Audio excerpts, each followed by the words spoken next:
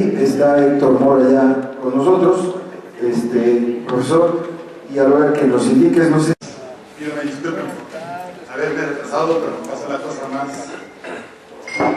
ridícula que pueda pasar. Es tan ridícula que se van a dar cuenta que no es un pretexto. No encontraba una estación para dejar la bicicleta disponible. Entonces, tuve que andar dando vueltas a ver dónde podía deshacerme de una bicicleta. En fin, vamos a continuar, como ustedes saben, con parte de comentarios sobre economía mexicana, sobre la economía en México, y vamos a ver algo acerca del grado de explotación, según 2 o 3 autores, que se da en nuestra economía, y vamos a cerrarle con... Les quiero pedir un favor. Miren, ustedes saben que ayer se presentaron la planilla, hoy la planilla está reunida en este momento para hacer todo el trabajo logístico de la presentación en los diferentes lugares donde ustedes habitan. Entonces quisiera ver si hay alguien, uno, que me pueda ayudar para ir pasando las láminas aquí en la computadora, si son tan amables, pero no sea un montón. Uno que me ayude. Adelante.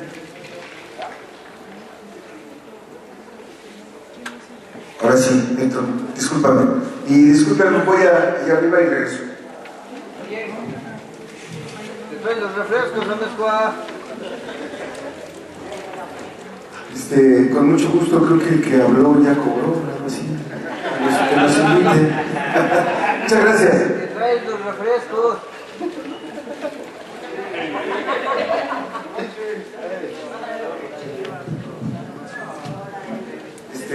Tiene la compañera una gran idea, pero me gustaría que ella lo dijera. Adelante.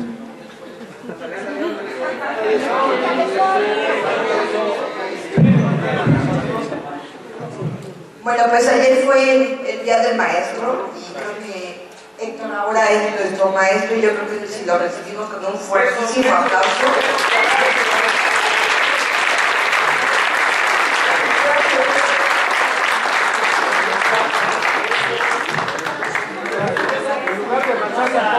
Ya lo pactamos, ya está.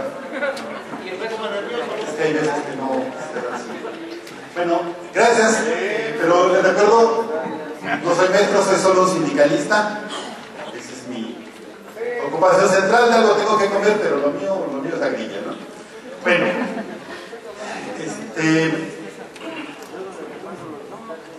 está muy borrosa esta cosa, pero créanme ustedes que son años, desde 1964 hasta el 2012, o 2009, 64 hasta 2009, y lo que está aquí presentado es el salario mínimo, pero a precios de 1994.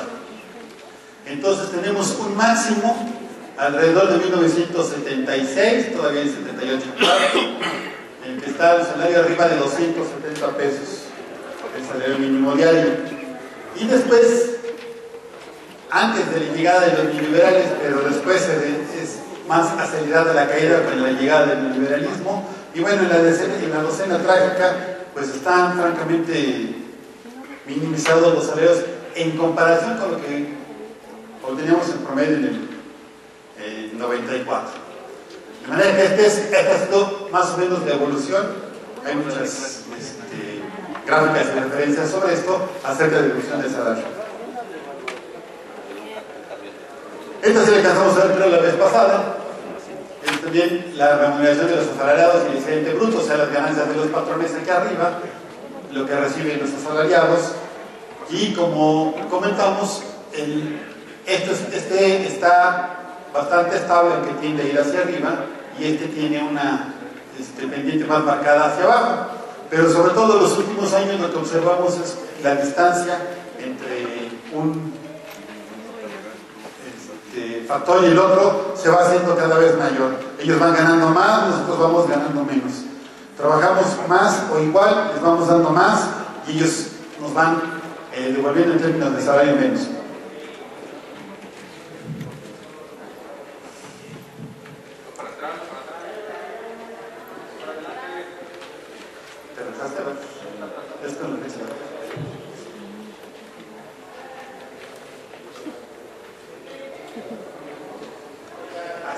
Ahora sí, este es lo mismo básicamente, pero está expresado en capacidad de compra de canastas básicas. Bien, tenemos la comparación entre el salario urbano y el salario rural. Tienen el comportamiento prácticamente igual, solamente que pues está más deteriorado todavía la capacidad de compra del salario rural. Este es 2,5 y este es 2 canastas básicas. Ya sabemos que la canasta básica es un asunto casi de contentillo.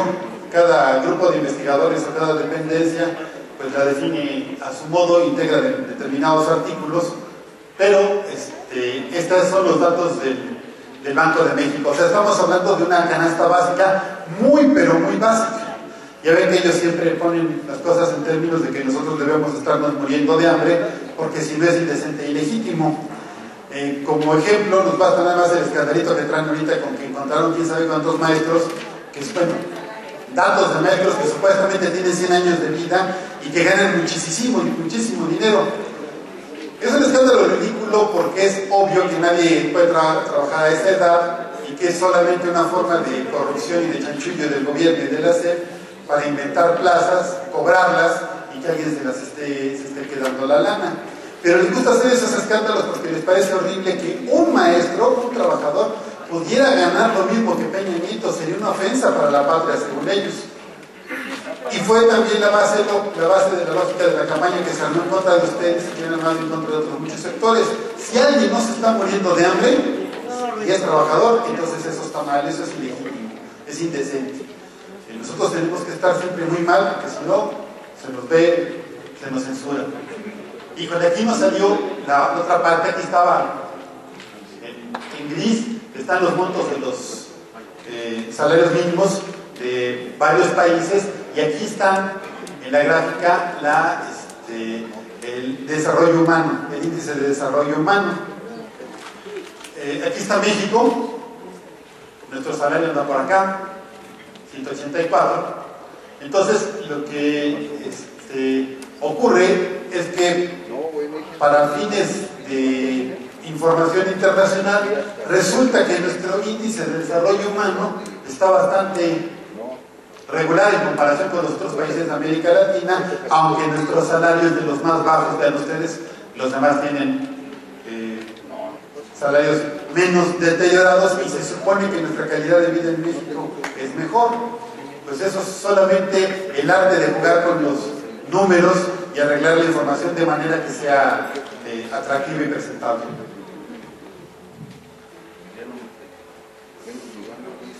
Aquí lo que estábamos viendo es la brecha salarial entre los que más ganan y los que menos ganan. Aquí tenemos la diferencia total. También están las diferencias por hombres y mujeres en el 2005 y luego en el 2010. Aquí nos presentan una diferencia bastante menor entre un periodo y el siguiente.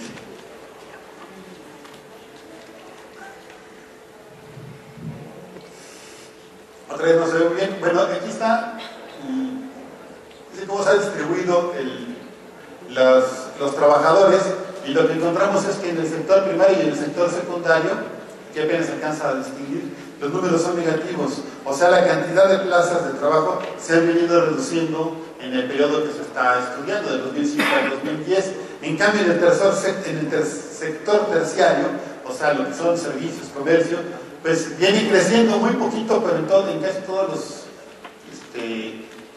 subrubros hay un crecimiento. Esto nos habla de una economía muy deteriorada, porque lo único que está creciendo mínimamente son los servicios, y la parte productiva de nuestra economía, pues al contrario, se ha venido achicando. Por eso los gobiernos siempre nos presumen que hay crecimiento del empleo. Decía mucho Calderón, cada vez que podía decía eso. Fox también, aunque al inicio luego le picaba palos. Pero siempre dicen eso y tienen muy cuidado en la mayoría de las veces de no decirnos en qué sector ocurre esto. Solo dicen en general que se han creado nuevos empleos. Pero aquí lo importante no es solamente que se hayan creado empleos o no, sino dónde, en qué sector de la economía y por supuesto qué calidad de empleo y en qué condiciones. Porque les encanta presumir que generan empleo cuando se abren plazas, por ejemplo, para el Oxxo o cosas así, y pues todos sabemos que ese no es un empleo decente, ni bien remunerado, ni con buenas condiciones. Esta es una estimación del salario mínimo, con base en los precios de las tiendas de autoservicio en octubre del 2010. El cálculo es que, de acuerdo a las necesidades materiales, sociales, culturales y de educación, el salario mínimo debería ser de 280 pesos ya desde el 2010. El mensual tendría que ser de 8.412. Muy lejos estamos de esto. Pero además ven ustedes que algunos rubros están, pues, de plano muy abaratados, ¿no? Necesidades culturales de una familia, 10 pesos diarios. Pues ahora sí que ni comprando historietas, porque no alcanzaría para eso. Pero bueno, es una estimación, y que aunque pudiera estar un tanto sesgada, sí pues nos muestra muy radicalmente la enorme diferencia que hay con nuestra realidad salarial como trabajadores. Este es de la Cámara un estudio de la Cámara de Diputados del sector manufacturero. Aquí abajo están los años. La parte que está aquí casi blanca, que en realidad en la gráfica se supone que es azul y esto ni siquiera naranjita. Esta parte es la importación del sector, la oferta total es lo que se está graficando, y lo que está en clarito es la producción nacional. Y lo que vemos es que en la manufactura pues, se ha venido, desde los 80s, 90s, ha venido descendiendo la capacidad productiva de nuestra economía, y por lo tanto las importaciones, y por lo tanto pues, la dependencia del exterior.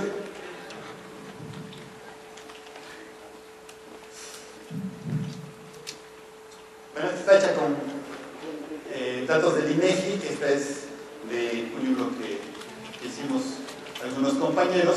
Aquí lo que calculaba nuestro compañero Víctor Palacio es, considerando como 100% el 93, cómo estábamos en la crisis esta de septiembre de 2007, perdón, 2007, septiembre de 2008, cómo estábamos, y estábamos trabajando el 80% de horas hombre, el 80% de lo que se trabajaba en 2003, por una regresión de casi 20 años. Y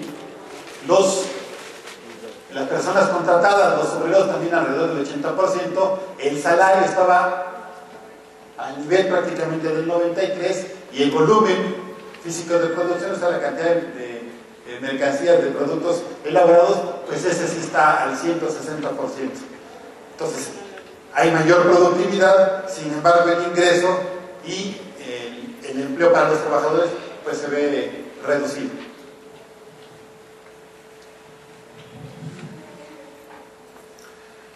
Bueno, aquí tenemos un cartelito que hicieron para una revista de la UNAM en relación a un estudio que hicieron allá en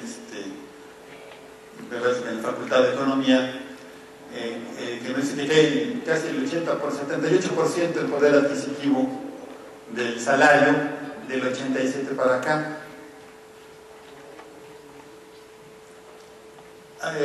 Se ve un poco repetida la información en algunas gráficas, pero quise poner, aunque tienen variaciones de distintas fuentes o de distintos estilos, para que se vea que no es nada más una tendencia de alguna persona, sino que realmente esta cosa ha estado pasando. Esto es lo que nos han estado haciendo, y siempre con la cantaleta de que el país tiene problemas y tenemos que sacrificarnos los trabajadores para que salga adelante, y los únicos que salen adelante pues, son los empresarios.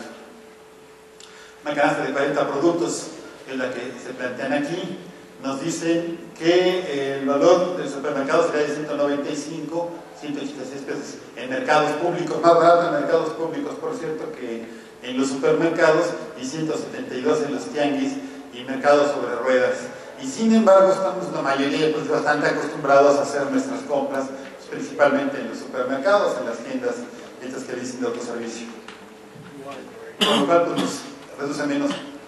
Este es un asunto de una propaganda, pero lo quise poner no solo porque es relevante lo que se plantea, aunque no sean tan dignos de confianza quienes lo promueven, Lo pongo porque este asunto es parte de la economía. No es una cosa que esté al margen de lo que significa el estudio de qué estamos produciendo, cómo lo producimos, cómo nos organizamos y qué relaciones tenemos para hacer estas cosas. Y luego cómo distribuimos. Lo que se haga con nuestros recursos naturales es esencial para cómo nos va a ir de adelante, hasta en el salario persona por persona. Por ejemplo, los que somos profesores, pues nuestro salario sale prácticamente de manera íntegra del petróleo. No hay otra fuente así importante de ingresos en el país, y entonces en la medida que esto se reduce o se privatiza, pues hasta nuestros malos ingresos están en juego.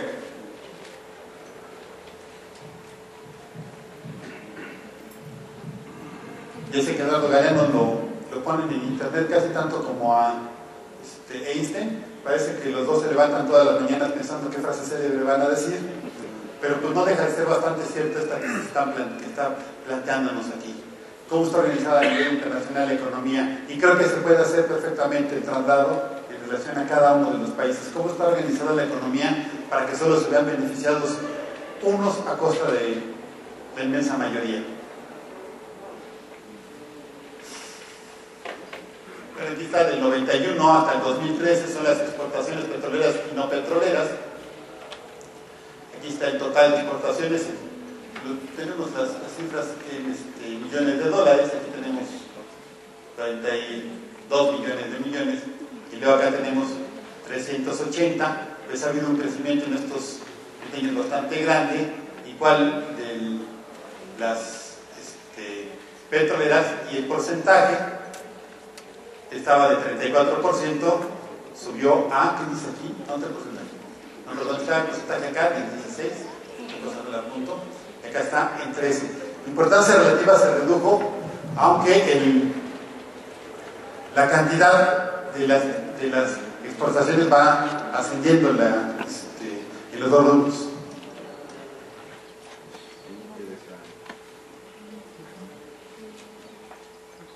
De las exportaciones que tiene nuestro país, vean la desproporción en cuanto a cantidades. Esta es la del petróleo, están en miles de dólares, y tenemos 28 millones de miles de dólares, y todos los demás están muy por debajo de esa cifra. Estas son cifras del INEGI, apenas esta semana las bajé, así que están todos los actuales que las tienen. Pues del 2005 lo está marcando, aquí se me pasaba. Y ven ahora las cosas que se supone que estamos exportando. Se supone que exportamos automóviles para transporte de personas. Eso no es ni empresas nuestras, ni tecnología nuestra, ni cosa que se le parezca. Aparatos receptores de televisión. O sea, el INEGI pone como exportaciones nacionales, bueno, en todos los países base, pero no deja de ser incorrecto en todos ellos, esto como una exportación nacional, cuando en realidad aquí lo único que estamos poniendo nosotros es el territorio, la mano de obra barata, porque la tecnología, el capital, todo es extranjero. Arneses, otra vez automóviles, aparatos, divisores de radiotelefonía, parques o refacciones, más automóviles, computadoras, motores, en fin, son las cosas que exportamos. Ahora, lo que importamos, un montonal de exportaciones en petróleo, y también en uno de los primeros lugares, el primer lugar, es la importación de gasolina. Y pues otra vez importamos automóviles, los circuitos integrados, parques, refacciones. O sea, importamos las cosas con las que se arman lo que se supone que luego exportamos. Pues estamos haciendo patos, ¿no? Bueno, nos están haciendo porque nuestros nuestros. Y aquí tenemos los países hacia donde exportamos y hacia donde importamos. Y pues ahí otra vez salta a la vista la misma situación que siempre se ha denunciado. Una dependencia absoluta del mercado norteamericano. A donde más exportamos es hacia los Estados Unidos. Y todos los demás, unas cantidades bastante menores que los Estados Unidos. Y también de donde importamos, pues, principalmente de los Estados Unidos. No ha habido una política que intente diversificar las exportaciones nacionales y el desarrollo de tecnologías propias para estar Esto es relevante porque tienen 30 años con el discurso de que México debe ser competitivo, de que en el contexto internacional y que aprovechemos las ventajas competitivas que tenemos.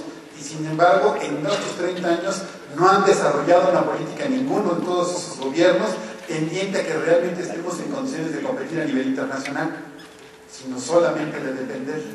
Por eso creí necesario poner estas cosas, no porque crea que esto debería ser la panacea para México, la diversificación del mercado, simplemente y eso, sino porque contradice puntualmente la propaganda que tienen, con la que tienen 30 años aplastándonos y condenándonos a salarios bastante ingratos.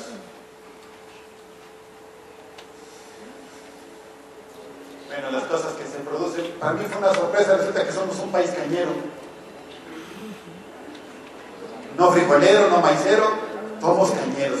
O sea que le andamos haciendo la competencia a Cuba y otros países cuando, bueno, creo que deberíamos hacer cosas mucho más relevantes. En segundo lugar está el maíz, sorgo, el naranja, etc. Y de este lado son las importaciones, creo. Sí, importaciones. Vegetales exportados también. Sandía, trigo. Sigue. No sé por qué están saliendo más. Si están muy borrosos. Bueno, aquí tenemos los minerales no metálicos, la producción y el lugar que ocupamos a nivel internacional.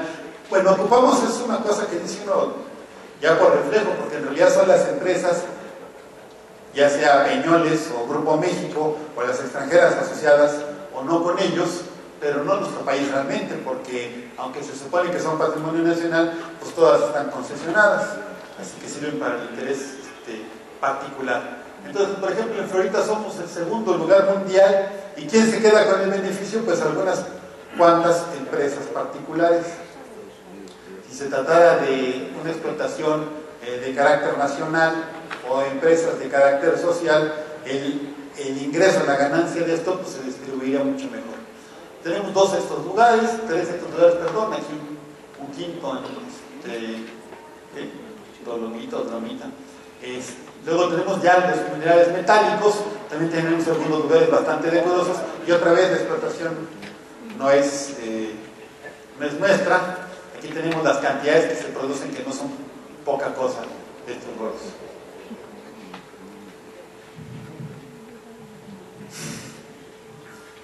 Bueno, aquí está por país de destino, o sea, hacia dónde lo exportamos, y otra vez, casi todos nuestros productos van a dar hacia los Estados Unidos, de los productos mineros. Por eso, cualquiera que llegue a la presidencia, en cuanto al gobierno de los Estados Unidos, un gobernador de un estado o el propio presidente hace mala cara, pues tiemblan y se asustan mucho, porque en el momento que se les ocurran, nos dejan totalmente paralizada la economía, simplemente con decidir que nos compran menos.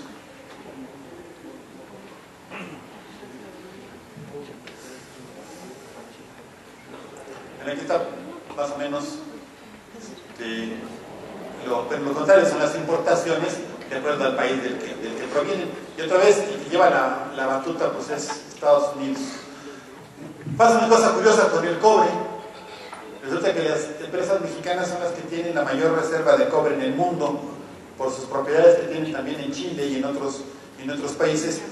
Tenemos huelgas de mineros del cobre, y sin embargo, pues se tienen que estar importando una buena cantidad de cobre, en vez de hacer la explotación racional y justa.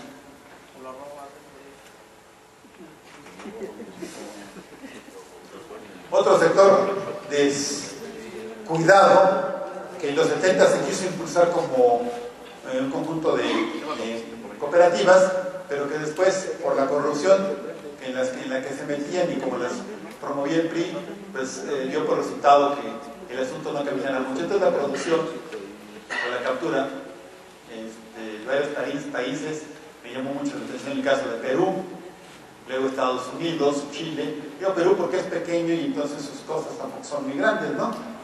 Está bastante más arriba de la producción que tiene México, Y si comparamos el tamaño de los litorales, pues los litorales mexicanos son bastante más grandes que los de Perú. Aquí hay que sacar de distinguir una rayita, y está un poco más grande, y la de Canadá pues es la mayor. Aquí está toda ilustrada en dibujito toda la zona que se supone que podríamos y deberíamos estar explotando, pero pues está ahí en cierta medida abandonada.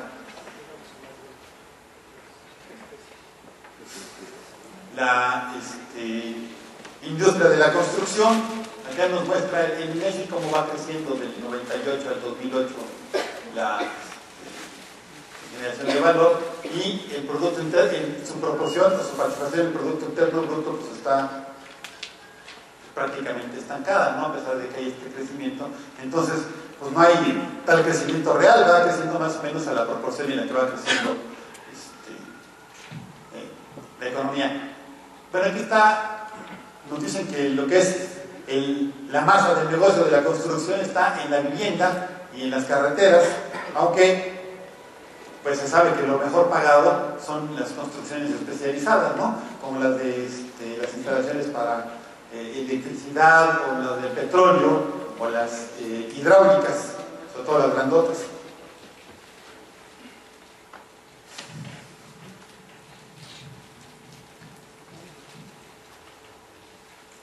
Bueno, tenemos aquí el crecimiento del empleo. Nos lo plantean que del 2003 al 2008 el número de de unidades económicas aumentó un 17%, el personal ocupado creció un 22%. Comentábamos la vez pasada que una de las formas más en boga de mentir pues es la información económica, o lo que se presenta como información económica, y pues las estadísticas, el manejo de los números. El conjunto de nuestra economía y de nuestra sociedad pues no ha percibido esto que ellos llaman como un crecimiento de el empleo. Y bueno, vemos que la importancia del comercio en la economía en el 2008 pues era alrededor del 30%. Pues otra vez dependemos del sector de los servicios, donde no se genera valor y donde solamente se está reuniendo en unas cuantas manos lo poco que se va generando en los otros sectores. Unidades económicas según el estrato, o sea, se refiere que el tamaño de las microempresas son 97%, las pequeñas 2.1%, medianas 0.6% y las grandes 0.2%. Y sin embargo, la mayor parte de las ganancias, como luego se verá, pues se la llevan las empresas chiquitas. Y también son las que dan más empleo, las microempresas, ya son las que generan mayor cantidad de empleo. En malas condiciones, muy pocos empleos cada una de ellas, pero como son muchas, pues son los principales generadores de empleo. Y sin embargo, el Consejo Coordinador Empresarial se la pasa con su propaganda de que ellos son los que generan el empleo, de que las grandes empresas, que las empresas modernas y no sé qué tantas cosas dicen, son los que generan el empleo. Y no es cierto, la mayor parte del empleo se encuentra en los sectores más pequeños. En las personas que son casi como nosotros, que tienen su pequeño tallercito, su tienda, en fin, algún negocio familiar. Y las grandes empresas, pues apenas el 14% de la gente ocupada es aquellos que dan el empleo. Entonces, la propaganda esta de Pepe y Toño, y que dan empleos y que ayudan a la gente, nos lo quieren poner siempre como que nos hacen un gran favor al generar empleo, cuando los que salen ganando realmente cuando generan empleo son ellos, por eso lo hacen, no porque sean madres de la caridad y estén interesados en regalarnos una oportunidad para que podamos vivir.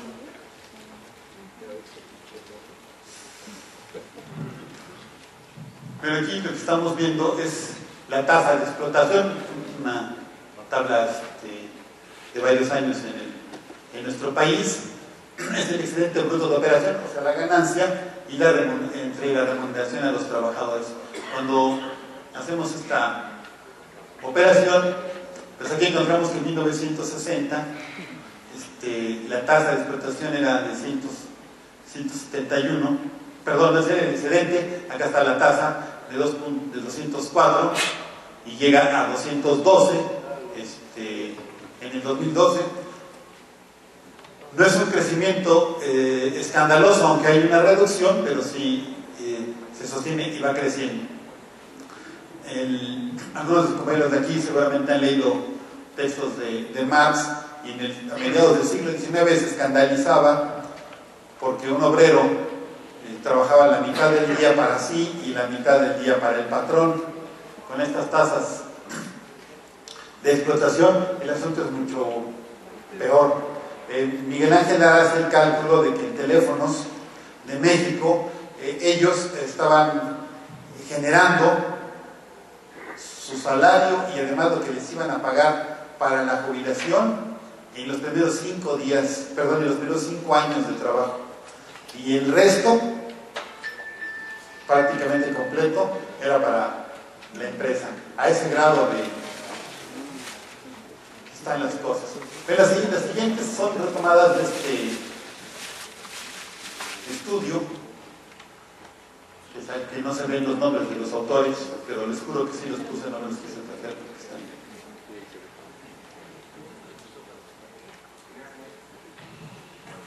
Bueno, aquí lo primero que tenemos es la composición orgánica de capital, es la división entre el capital fijo, o sea, las instalaciones, el equipo, las maquinarias, etcétera, entre ese capital fijo más el capital variable, que son lo que se le paga a los trabajadores, los salarios. Mientras más grande es esta parte, o sea, el capital variable, pues este número es más chiquito. Mientras más chiquito sea lo que se le paga a los trabajadores, este número es más grandote. ¿Sí? Se ve ahí con la división, ¿no?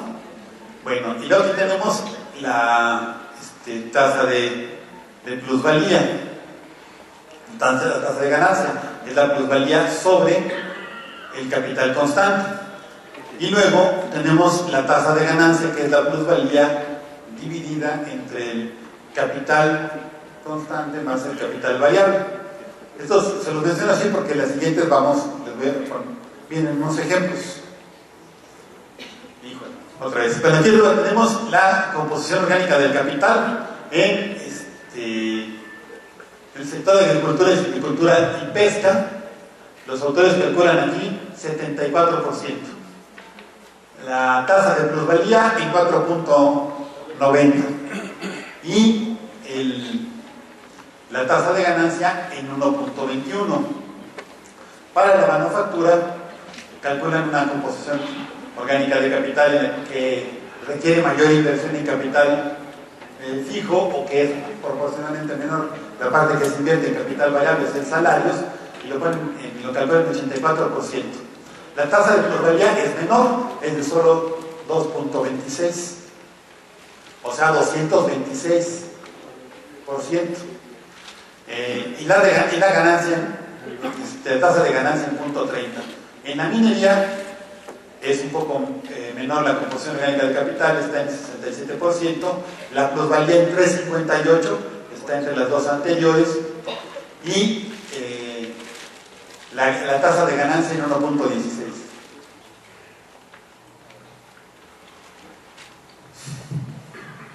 En la construcción está en 66% la composición orgánica del capital, la plusvalía es bastante menor y la ganancia pues también anda por ahí por 0.22. En servicios la composición es del 40%, la tasa de plusvalía anda en 0.65, también bastante más baja que las anteriores que habíamos visto, y la tasa de ganancia pues está en 41. Este tipo de cosas son parte de las que analizan los inversionistas para ver dónde van, en qué tipo de empresas van a empezar o en qué rama industrial van a meter su dinero. En electricidad del agua, aquí reportan 68 casi, 1.67 de tasa de plusvalía y de tasa de ganancia 0.48. Por cierto, que una de las formas en las que se nos esconde los trabajadores y los ciudadanos de información es que con frecuencia las cifras oficiales vienen agregadas, o sea, vienen sumados muchos sectores o vienen juntos muchos grupos, y luego es un lío poder desentrañar esas mezclas o revolturas que hacen para poder saber acerca de cada sector industrial. Pero Víctor Palacio había calculado unos 4 o 5 años antes del golpe de Calderón, que aquí en comisión, en Compañía de Luz, bueno, se acabó ahí. Es que ustedes no hacen inicios de que clase mundial, que se le pega uno de la técnica. Pero perdón por el lapsus, aquí en Compañía de Luz, la proporción estaba más o menos de 1 a 14, o sea que ustedes estaban generando como 14 pesos por cada peso que les estaban pagando. Y en el caso de Pemex, la proporción era 1 a 98 aproximadamente. Por cada peso que se le estaba pagando a los obreros, generaban 98 de ganancia.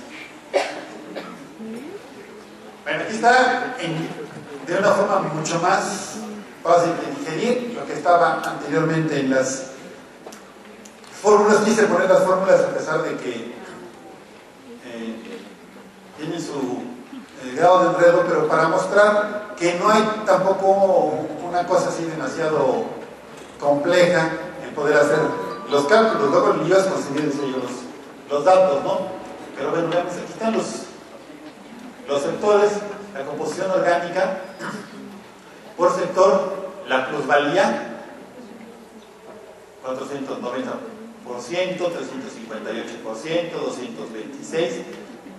Esta es la parte que no nos pagan a los trabajadores, es la parte de la que surge la ganancia que tienen los empresarios. Y veamos acá cómo están las ganancias, no son en absoluto despreciables. Ellos generan una gran cantidad, bueno, se quedan con una gran cantidad de lo que generamos con nuestro trabajo nosotros, y sin embargo, a lo largo de los años, como vimos, en vez de ganar más, proporcionalmente pues vamos ganando menos, ¿no?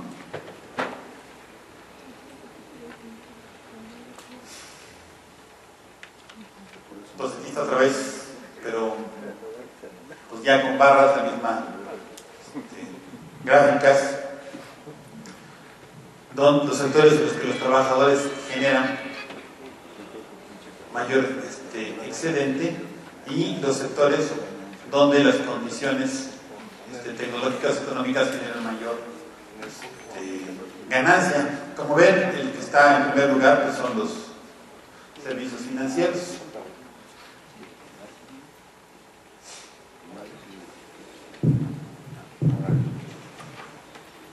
Bueno, las que siguen son una serie de datos y gráficas que vienen en esta cosa que le llamaron análisis de la competitividad de México a 2011. Es parte de la propaganda oficial para invitar a empresas de otros países a invertir en nuestro país. Entonces lo que hacen es una presentación de lo bonita que están las condiciones económicas de nuestro país para venir a invertir. Porque no se entiende nada. Son una serie de afirmaciones como que hay muy buena infraestructura, hay buenas ganancias, mucha productividad.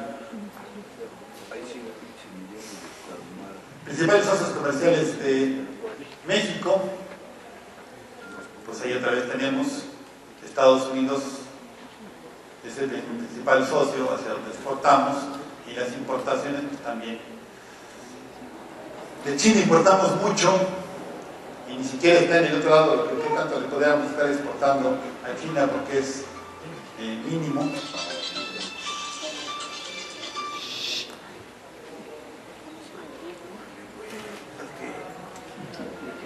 Fíjense, nos ponen aquí como en bastante cerca, o relativamente cerca de Japón y de China dicen de sofisticación tecnológica. El problema es que casi nada o nada de esa sofisticación tecnológica es nuestra. Todo es prestado de empresas extranjeras que están aquí haciendo su asunto. Ahora, una de las formas en las que se acostumbra más falsear la verdad o decirla a medias es, pues, con quién te comparas, ¿no? Y van a ver las siguientes gráficas, que en cada una de ellas las comparaciones que hacen de nuestro país, pues le van cambiando países. ¿Con quién nos comparan? De acuerdo a lo que convenga. Con los que más lo hacen con frecuencia, pues es con India, Brasil, y eso del BRIC, ¿no? China. Bueno, aquí es el lugar que ocupamos en lo que dicen ellos índice de complejidad, Harvard. Y pues el primer lugar es Japón, el séptimo Singapur, Corea 12, Estados Unidos 13, nosotros 20, España 28, etc. Nos ponen algunos países así como para hacer sentir que pues estamos arriba de algunos europeos, que no estamos tan mal, aunque estemos acá en México, pues es un lugar muy apropiado para venir a invertir. Ahora hay que reconocer que ser el número 20 del mundo no está tan mal, porque son 220 y tantos países lo que existen. Entonces, desde esa perspectiva, ser el 20 de 220 pues no está tan feito. Pero si uno considera que los únicos que realmente les va más o menos bien en este mundo son a 8 o 9 países, pues entonces sí está bastante jodido estar hasta el 20.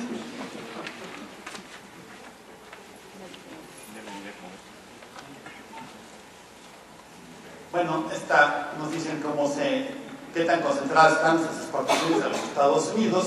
Nos dicen que en el 2000 andábamos en el 88% y en el 2011 en el 88%, aquí 78%, han disminuido 10%. Pero, pues, ese es el mismo juego que la otra vez comentábamos, de qué tan separado, qué tan alta hago la escala. Si quiero mostrar que hay un cambio muy notorio, muy radical, pues les doy su estiradita, como hicieron en esta ocasión, con esta escala, y entonces se ve más pendiente aquí en la curva. Si quiero simular la caída, pues hago una escala un poquito más apretada y entonces se ve más horizontal. Pero aquí lo que querían era mostrar que se ha reducido la dependencia. Participación del mercado de México en las importaciones no petroleras de Estados Unidos. Y vean, estamos entre el 11, 10,5 más o menos, al 13% desde el 2000 al 2011. Y se ha ampliado nuestra participación. Si esta escala la estiran todavía mucho más, pues se ve como más pronunciada la diferencia, ¿no? Y luego también tenemos la participación del mercado de México en las importaciones automotrices de Estados Unidos. Y pues otra vez está más o menos en la misma lógica que han incrementado. Pero ¿cuáles coches mexicanos? Aquí lo único que se hace es armar autos norteamericanos, japoneses, alemanes, pero no se producen aquí. Y sin embargo se promueve esa idea. Bueno, que lo promuevan con los extranjeros a lo mejor no es tan importante para nosotros. El problema es que la clase trabajadora, la sociedad mexicana en conjunto, toma literalmente este tipo de expresiones y en verdad cree que el país, como conjunto, como nación, está haciendo una exportación. Cuando ya vimos que la mayor parte de las cosas con las que se hacen esos productos se importan, aquí se arman y luego se saca del país. Eso ni siquiera debería de contar como exportación, pero bueno, les encanta poner así las cosas. Exportaciones manufactureras en América Latina. Y tenemos aquí comparado México en oscuro con el color claro en el resto de América Latina. Entonces se supone que estamos exportando un poco más de la mitad que todos los demás, que entre todos los demás.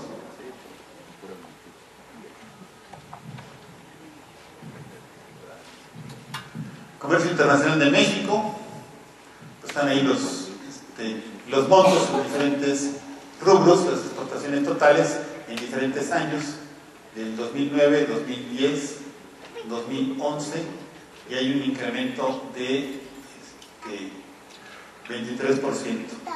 Esta cosa de los crecimientos del 23, del 5, esos incrementos porcentuales, a mí siempre me ha llamado mucho la atención, porque son decía el otro día que era como la mentira de los Reyes Magos, ¿no? Es la mentira universal que todo el mundo comparte.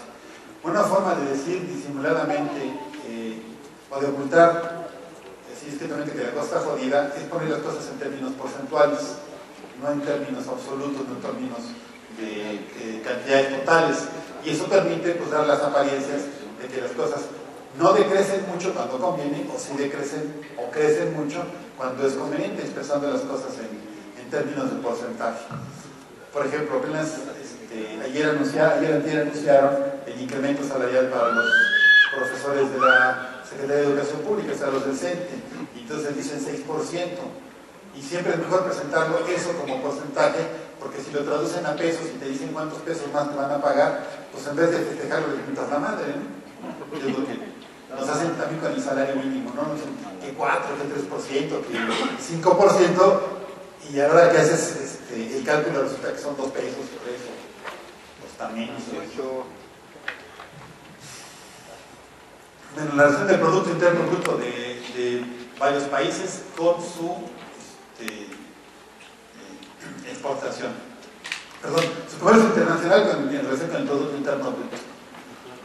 Entonces, en nuestro caso, nuestras exportaciones se supone que representarían como el 59% del Producto Interno Bruto. En el caso de Brasil, pues solo 23%, entonces supondría ser que está exportando menos de lo que genera. Habrá que preguntarnos qué tan conveniente es para un país que su comercio exterior sea una proporción tan grande del Producto Interno Bruto, porque eso implica que estás dependiendo de vender, de comerciar con el extranjero un montón. Decíamos el otro día que uno de los mitos del neoliberalismo es que los países a fuerzas tenemos que estar con las fronteras abiertas, a fuerzas tenemos que comerciar con todos los demás, a fuerzas tenemos que competir, cuando no es una verdad universal, no ha ocurrido en todos los momentos de la historia y no necesariamente todos los países tienen que estar en esa condición. Sin embargo, para efectos de conseguir o de invitar a gente a invertir en capitales, invertir en el país, pues me parece atractivo, ¿no? Costos laborales. Fíjense cómo cambió. Ya no nos comparan con Japón. Bueno, con Alemania sí. Pero vean la diferencia, ¿no? De 46 a solo $5 la hora. Y yo no sé quién gana en México $5 la hora, ¿eh? Ojalá. Pero ni eso. Entonces, pues hacen sus cálculos más o menos a modo, pero de todos modos ven ustedes, somos el más barato de todos. Esto debería ser una gráfica que diera vergüenza. Sin embargo, como lo que quieren es invitar capitales a que vengan acá, esta es una invitación muy atractiva, ¿no? En México se les puede pagar mucho menos que en otros países. ¿Para qué voy a invertir? Este es el mensaje de la gráfica. ¿Para qué te vas a invertir a Canadá, a Estados Unidos o a Alemania o a Corea del Sur si puedes invertir en México? Y es lo que te vas a ahorrar en salarios y capital variable.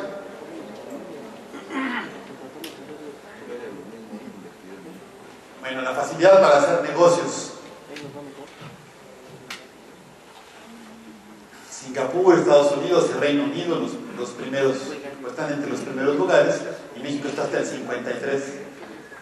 Pero bueno, la idea es que aquí nos comparan con estos países, ¿no? El famoso BRIC, para que se vea que es más fácil hacer negocio en México que en esos países que los publicitan mucho como las economías emergentes y que dejan mucha ganancia.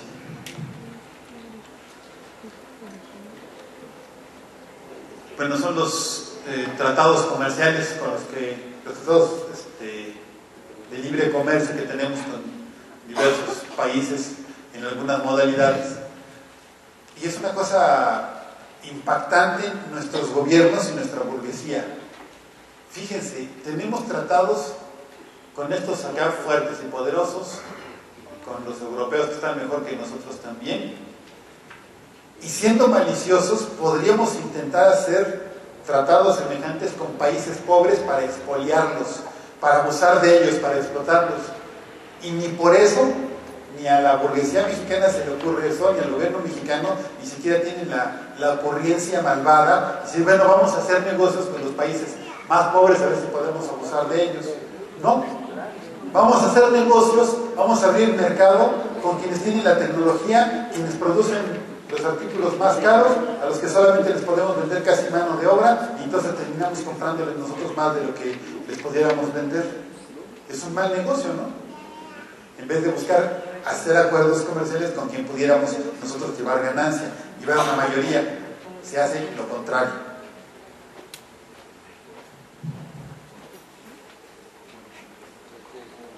Bueno, crédito y financiamiento. Aquí nos están mostrando que el consumo no está muy subsidiado, bueno, no está muy endeudado, las tarjetas de crédito. La vivienda representa un sector un cacho relativamente importante, pero sobre todo el crédito se le lleva a las empresas. Eso estaría hablando de una economía muy activa, muy movida, en la que las empresas están están recibiendo financiamiento para crecer. Entonces, si tú pones una empresa aquí, bueno, puedes conseguir financiamiento, pero además te encuentras una economía que está activa, que está en movimiento.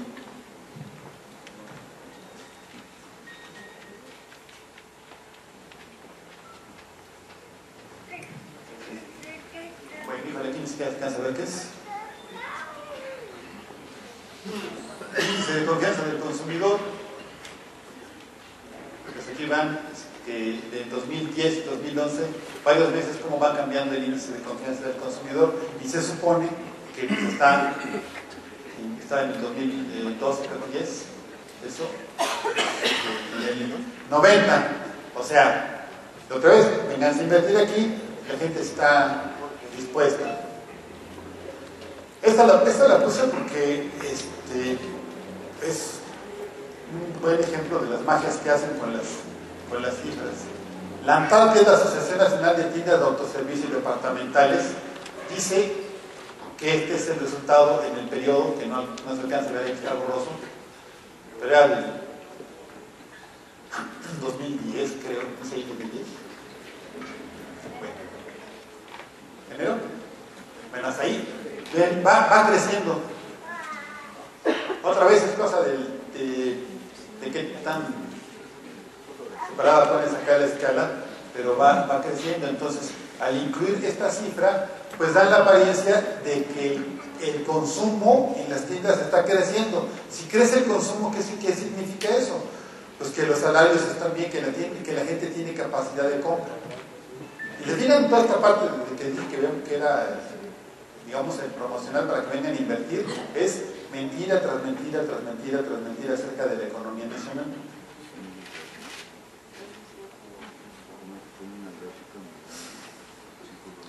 También este asunto del empleo, la evolución del empleo formal, o sea, de que hay estabilidad en el empleo, según datos del IMSS, está en millones, pasa de 10 en el 97 hasta 15 en el 2011, pues como en 16 años está pasando de 10 y pico hasta 15 y pico, 4%. Perdón, son 4 millones en todo este periodo. Pero lo importante es que muestran en la gráfica que tiende a crecer, y cuando va creciendo el empleo, pues la economía quiere decir que está funcionando.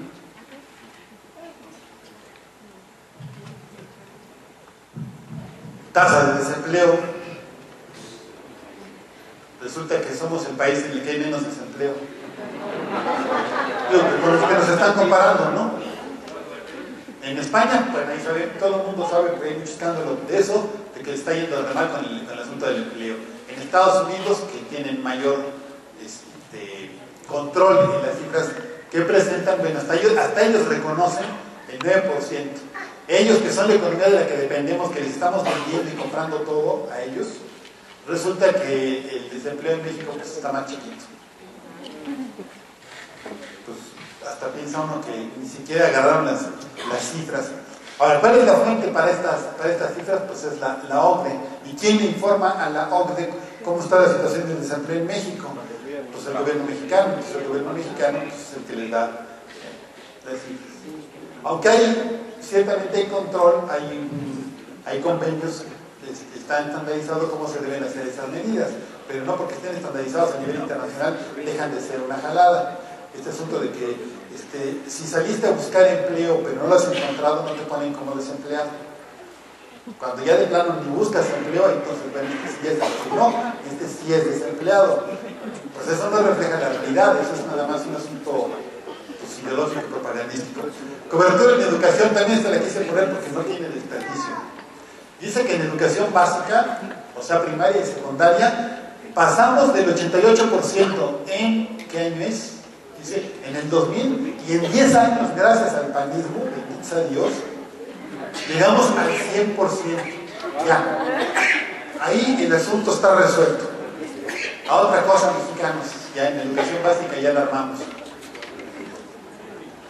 Si uno lo ve con calmita, la segunda columna ya es bastante desvergonzada, porque si tenemos 100% en educación a nivel primaria y secundaria, ¿por qué se cae hasta 66% para el bachillerato?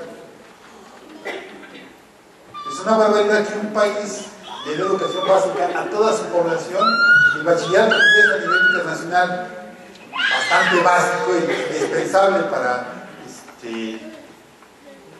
pues las actividades sociales y productivas, se caiga casi 40% la cobertura. Y bueno, para el caso de la educación superior, pues está todavía peor, ¿no? Apenas el 30% de los que deberían de tener educación superior la está teniendo, entonces tenemos un sistema que es un embudo. Pero lo que ellos quieren demostrar con esta gráfica es que pues, está más o menos formadita la fuerza de trabajo mexicana, elementalona, pero formadita para... Pues sí, para que hagan las operaciones sencillitas para los que nos tienen destinados. Bueno, no se ven los países, pero eran varios países y México está a la cabeza de egresados en ingeniería. Sino, ¿cómo le habrán hecho para sacar esas cuentas, ¿no? Luego, el PIB per cápita. El otro día, la vez pasada, les comentaba algo de esta gráfica. Si no se han dado cuenta, y creo que no, ustedes les toca, bueno, a mí también, $15,000 al año promedio.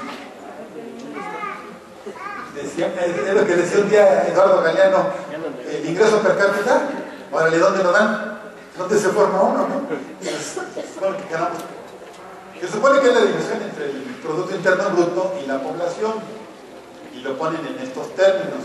Como en la inmensa mayoría recibimos muchísimo menos que eso, en alguna parte está ese dinero. Está en las bolsas de algunos grandes empresarios. Son pocos, relativamente. Índice de desarrollo humano, también estamos por arriba de India, Brasil, China y Rusia.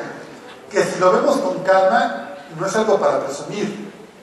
Lo que ha estado pasando en Rusia desde la caída de la Unión Soviética es que algunas empresas se han hecho ricas, pero las condiciones sociales y económicas en el país no están nada envidiables.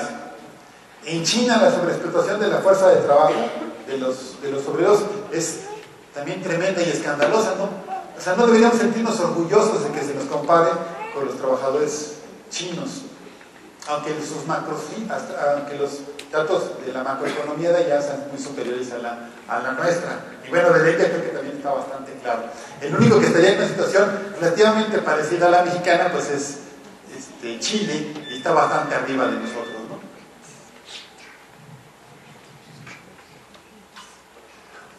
Ya vamos a acabar. Esta es una pirámide poblacional. Según esto, las gentes de mayor edad son muy poquitas en el 2005 y las de menos edad son muchos más. De un lado tenemos mujeres y del otro lado los hombres, y para el 2030 nos presentan que esta cosa va a estar ahí. No entendí por qué pusieron en este estudio, en esta presentación, esa gráfica, pero la quise poner porque este trampa, este cálculo que en todos lados del mundo supuestamente le sale igual, Cuando más se deteriora la economía, el medio ambiente, la pobreza va creciendo, nos dicen que todos vamos a durar cada vez más años, y en todos los países va a ocurrir lo mismo. Y ese fue el argumento para romperle la cabeza a las pensiones.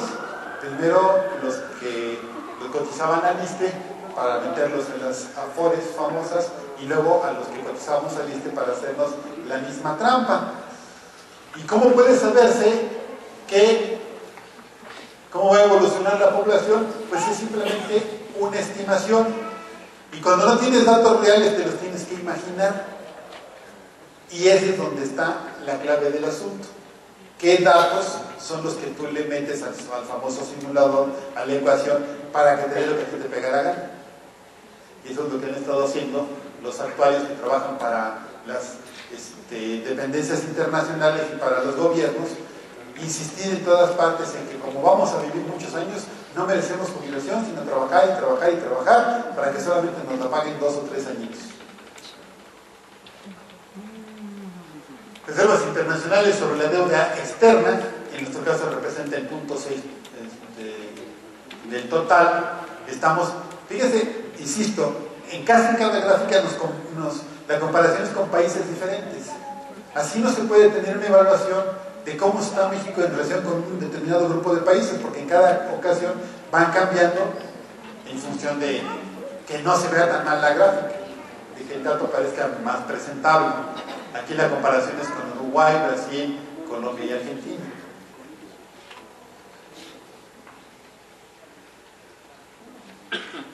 La relación entre la inflación anual y la tasa de interés. Se supone que se tienen que ofrecer mayores tasas de interés para propiciar que los capitales no se vayan. En relación con la inflación, en la medida que va bajando la inflación, se pueden bajar las tasas de interés. Entonces, la parte que más les interesa de esta gráfica a los promotores, a los que están invitando inversionistas extranjeros, pues es la parte final de esta zona, ¿no? Que es donde la inflación ha logrado controlarse y entonces, por lo tanto, las tasas de interés han bajado. Si la tasa de interés es más o menos baja, entonces conviene más invertir en empresas que están invirtiendo en bonos de gobierno como los CETES. Pero, pues, otra vez, la parte más importante en esta gráfica es lo que no nos dice. Y lo que no dice es cómo le hicieron para lograr que la inflación y luego en consecuencia las tasas de interés bajaran tanto. Y para lograr hacer eso tuvieron que deprimir el mercado. Y una de las formas en las que lo han hecho en la lógica monetarista es contener los salarios, reducir los salarios, bajarlos. Porque entonces eso, en la lógica que ellos se plantean, reduce la demanda y entonces pues eso ayuda a que baje la inflación. Flujos promedio de inversión extranjera directa. Entonces aquí también pues estamos mejor que Rusia, Brasil, China, India. Ahora sí los ponen a estos países. En la anterior no, pero ahora sí los ponen. Se supone que estamos mejor. Pero este asunto de la inversión extranjera directa, hay algunos estudios que muestran que es otra gran trampa. La mayoría de las empresas que hacen inversión directa a la producción invierten en sus propias empresas. Por decir, la Ford invierte en sus plantas en México. Entonces, eso lo ponen como que están invirtiendo en nuevas empresas o en generar nuevos empleos, y en realidad no es un índice que nos hable ni de mejorar las condiciones de empleo, ni que se amplíen, de que crezca la planta de trabajadores, ni nada por el estilo, porque la mayor parte de esta inversión extranjera directa es a sus propias filiales. No son empresas nuevas que llegan a los países, en casi todos los casos es a los que ya estaban ahí. Y vienen a invertir porque les ofrecen ventajas en cuanto a pagar menos impuestos o no pagarlos, salarios muy bajos, etc. Índice de ¿qué? El volumen de la inversión fija bruta. Tenemos el total, lo que se hace en máquinas y equipo, y en construcción la caída que hay durante la crisis y luego la espectacular recuperación que nos presenta, ¿no? Esto es a partir de diciembre del 2011 vuelve a ser muy rentable y muy bueno invertir en México. Pero, pues, asumiendo que fuera real lo que dice esta gráfica, pues estamos perdiendo cuando menos 2 años o 3, porque apenas está en el 2011 en los niveles en los que estaba en el 2008.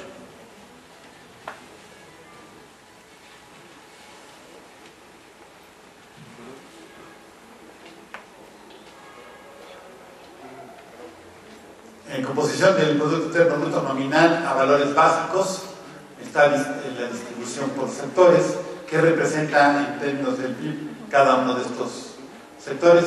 Vean ustedes, una economía pues, de servicios que no es productiva como la nuestra, pues el 50% está en el sector comercio. Si le agregamos los servicios, entonces tenemos 66%. Y en cambio manufacturas, construcción, electricidad, minería y la parte de agricultura y lo demás, pues tienen una parte mucho más pequeña. Y esos son los que deberían estar en una economía más sana, productiva, pues con porcentajes más altos.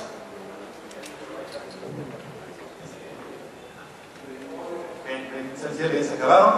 Este es el Producto Interno Bruto y aquí puse la de población. Estados Unidos y China tienen un Producto Interno Bruto mucho más grande que los otros, pero también China pues tiene la población más grande, ¿no? Entonces el puro dato del Producto Interno Bruto pues luego no nos aclara muchas cosas. Hay que compararlo en relación con la población que tenemos.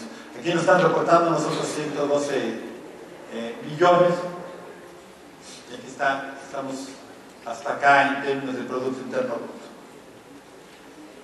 Pero esa era la parte de las gráficas y los comentarios que quería hacerles. El resto del tiempo son como 40 minutos, creo. Apenas 30 minutos, pues les propongo que sea para que ustedes hagan comentarios y si hubiera alguna pregunta, pues también. Es de ustedes el asunto. ¿Quién dice que?